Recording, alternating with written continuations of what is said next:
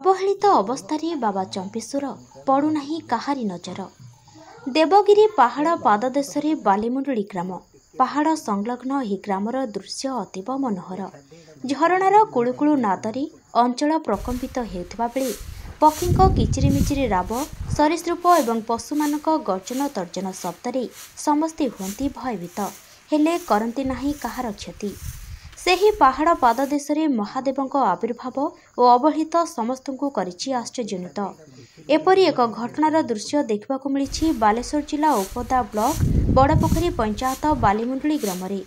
କାହିଁ କେଉଁ କାଳରୁ ଏହି ପାହାଡ଼ ସଂଲଗ୍ନ ଗ୍ରାମ ବାଲିମୁଣ୍ଡଳିରେ ଆବିର୍ଭାବ ହୋଇ ଅବହେଳିତ ଅବସ୍ଥାରେ ପଡ଼ି ରହିଛନ୍ତି ବାବା ଚମ୍ପେଶ୍ୱର ମହାଦେବ।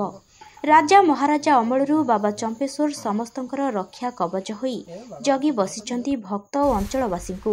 ତାଙ୍କୁ ଯିଏ ଯେତେବେଳେ ଯାହା ମାଗିଛି ବିଳମ୍ବ ହେଲେ ମଧ୍ୟ ପାଇଛି ବୋଲି 9 ବର୍ଷ ଧରି ପୂଜା କରି ଆସୁଥିବା ପୂଜକ ବିଜୟ କୁମାର ଦାସ ମହାପାତ୍ର କହିଛନ୍ତି। ବାବା ଚମ୍ପେଶ୍ୱର ହେଉଛନ୍ତି ପାତାଳି ମହାଦେବ। ଶ୍ରୀ ଦାସ ମହାପାତ୍ରଙ୍କ ପୂର୍ବରୁ ବାବା ପୂଜା ପାଉନଥିଲେ।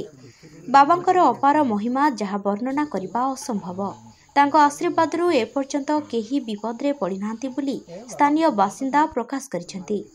ସେଠାକୁ ଅନେକ ଭକ୍ତ, ନେତା, ରାଜନେତା, ଦର୍ଶକ, ଜନସାଧାରଣ ବାବାଙ୍କ ଦର୍ଶନ ନିମନ୍ତେ ଯାଉଛନ୍ତି ଏବଂ ଦର୍ଶନ କରି ଆନନ୍ଦ ମନରେ ଫେରୁଛନ୍ତି।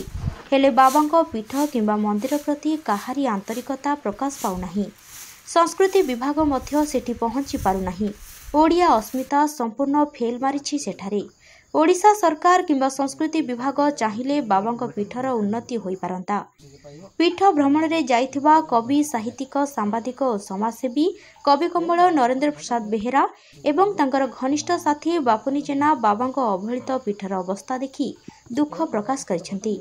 ବିଭିନ୍ନ ପର୍ବପର୍ବାଣୀ ଓ ଶ୍ରାବଣ ମାସରେ ଜଳଲାଗି ନିମନ୍ତେ କାଉଁଡ଼ିଆ ଭକ୍ତମାନଙ୍କ ପ୍ରବଳ ଭିଡ଼ରେ ବାବା ଚମ୍ପେଶ୍ୱରଙ୍କ ପୀଠ କମ୍ପି ଉଠିଥାଏ।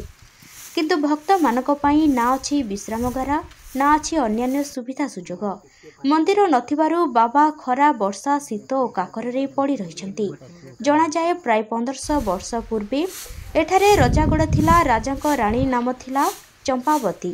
ସେହି ଚମ୍ପାବତୀ ରାଣୀଙ୍କ ନାମ ଅନୁସାରେ ଚମ୍ପେଶ୍ୱର ନାମ ହୋଇଛି। ପୂଜକମାନଙ୍କୁ ରାଜା 3 ଏକର ଜମି ଦେଇଛନ୍ତି ପୂଜା କରିବା ପାଇଁ। ହେଲେ ଭୟରେ ଦୈନିକ ପୂଜା କରିବା ପାଇଁ ଆସନ୍ତି ନାହିଁ ସେମାନେ। ଟ୍ରଷ୍ଟ ଅଛି ହେଲେ ସକ୍ରିୟ ନୁହେଁ। ସନ୍ତାନ ସନ୍ତତିଠାରୁ ଆରମ୍ଭ କରି ଯିଏ ଯାହା ମାଗିଛି କେହି ବାବାଙ୍କ ନିକଟରୁ ଖାଲି ହାତରେ ଫେରିନଥିବା ଅଞ୍ଚଳବାସୀଙ୍କଠାରୁ ଖବର ସଂଗ୍ରହରୁ ଜଣାପଡ଼ିଛି। ମନ୍ଦିର ରାସ୍ତା, ଭକ୍ତଙ୍କ ରହିବା ପାଇଁ ଘର, ଆଲୋକ ଇତ୍ୟାଦି ପୀଠ ପାଇଁ ନିହାତି ଆବଶ୍ୟକ ଅଛି। ଯଦି ସରକାର ଏଥିପ୍ରତି ଦୃଷ୍ଟି ଦିଅନ୍ତେ ନିଶ୍ଚିତ ଭାବେ ପୀଠର ଉନ୍ନତି ହୋଇପାରନ୍ତା ବୋଲି ଆସୁଥିବା ଭକ୍ତ ତଥା ସ୍ଥାନୀୟ ଜନସାଧାରଣ କହିଛନ୍ତି। ହେଲେ ବାବାଙ୍କ ପୀଠ ବା ସ୍ଥାନଟି ଜଙ୍ଗଲ କିସମ ଜାଗା ହୋଇଥିବାରୁ ଉନ୍ନତିର ବାଧା ସୃଷ୍ଟି ହେଉଛି ବୋଲି କେହି କେହି ମତ ପ୍ରକାଶ କରିଛନ୍ତି। ବାଲେଶ୍ୱରରୁ ନରେନ୍ଦ୍ର ପ୍ରସାଦ ବେହେରାଙ୍କ ରିପୋର୍ଟ, ଜୟଦେବ ନ୍ୟୁଜ୍। ମୁଁ ଖୁଣ୍ଟା ଗ୍ରାମ, ଏଠୁ 7 କିଲୋମିଟର ରାସ୍ତା ଏଇ ଚମ୍ପେଶ୍ୱର ପୀଠ ପାଖରୁ ମୁଁ ସେଠୁ ଆସୁଛି। ମୋ ନାଁ ହେଉଛି ବିଜୟ କୁମାର ଦାସ ମହାପାତ୍ର।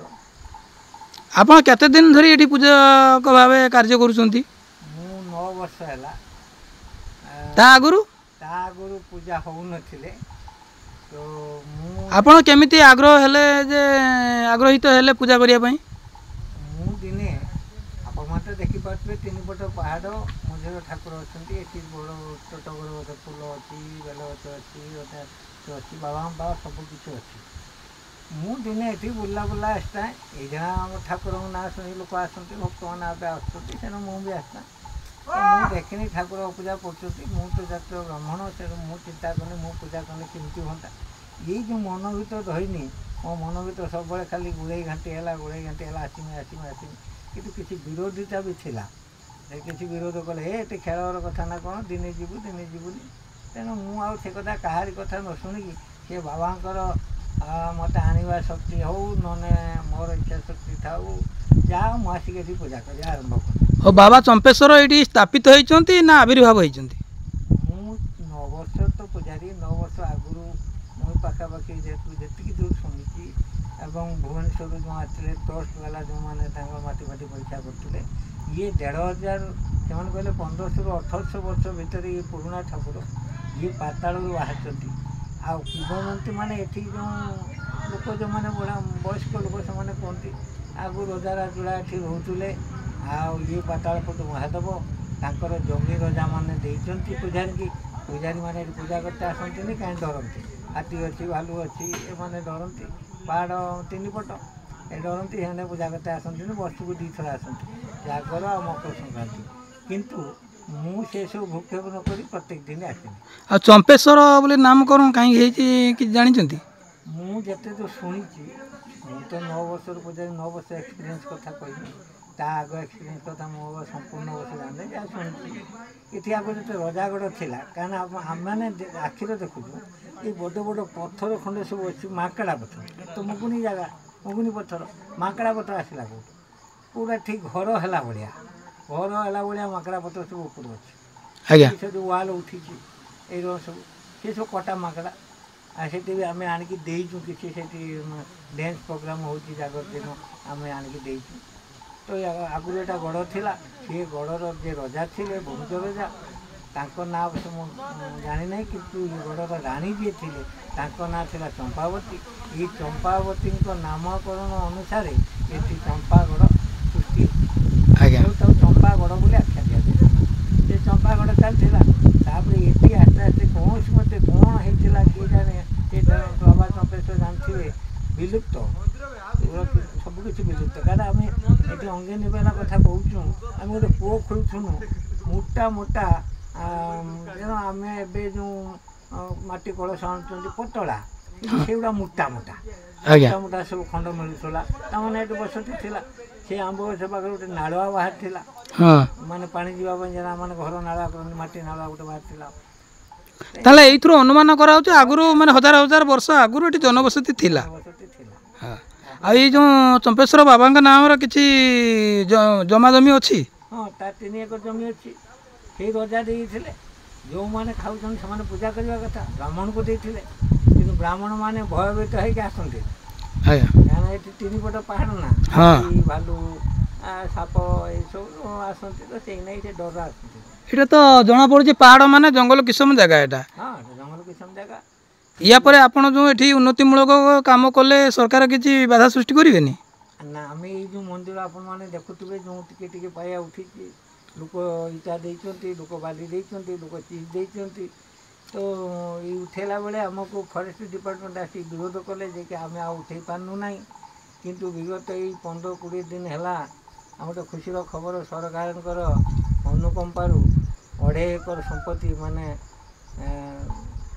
50-67 डिसमिल ना के संपत्ति चंपेश्वर नार पट्टा होगी आसी रास्ता सह तेणु या निश्चित कॉन्ट्राक्टर मैंने आसवे ये सरकार अनुदान देवे आम दृढ़ विश्वास मंदिर भी आज हम ट्रस्ट अच्छी ट्रस्ट गोटे अच्छी किंतु ट्रस्ट दिने ये तो सब गरीब लोक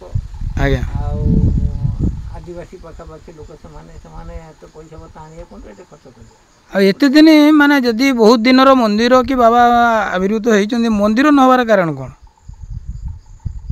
मंदिर न होबार कारण मुझे दूर जाने 9 वर्ष एक्सपीरियंस भितर किसी लोक कहती वयस्क लोक बाबा चंपेश्वर कहते मंदिर माने हेनी रही अच्छा कि मोर मन हुए एटा हूँ सी लोकर मन कथा बुआड़े ताकू किसी पैसा पत्र मगाजी मंदिर से ये मन भर मन गड़ा कथा कही कारण बाबा तो कही जे स्वप्न थे ना कौन कही किंतु मु दिने स्वप्न देखी 9 वर्ष पूजा भितर सुंदर मंदिरटे होत कि जे रकम आम ये बुलिकी लोक देखिपार बाबा को तो आम गेट जाई पकईचु कि गोटे लोक आईन सब बाबा को दर्शन कर से 4पटर तार सब ये माने द्वार नुहे तार गेट सिस्टम ये सिस्टम करा जाली सिस्टम जोटा कि मंदिर ये खोला नथी ब्राह्मण नथी नहीं सुधा से बुलिकी ठाकुर दर्शन करदे जापर सेटा मु स्वप्न देखती मार्बल होती